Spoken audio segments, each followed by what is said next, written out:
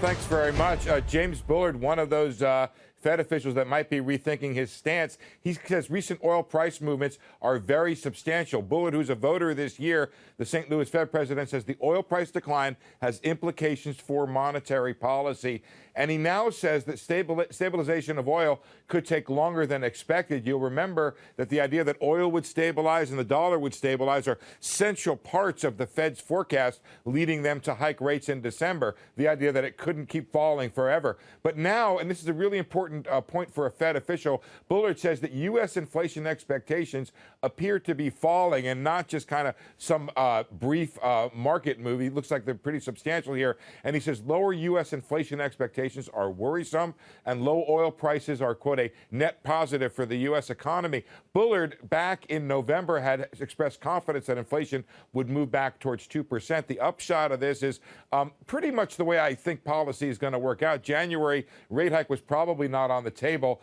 March now becomes, I think, less likely depending upon what happens. I want to show you guys a chart that I made of what's happened to interest rates since the Fed hiked in December 17th. You can see that the Fed hiked and rates plunged. 2-year down 9 basis points, the 5-year 23 basis points, the 30-year mortgage unchanged, the 10-year down 17. That was as of this morning.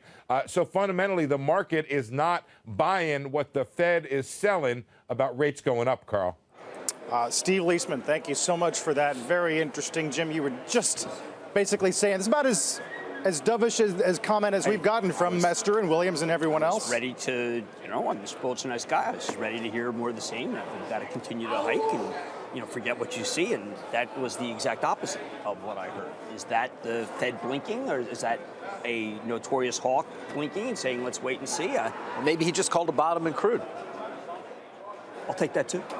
I don't want to minimize this. No, he's one man.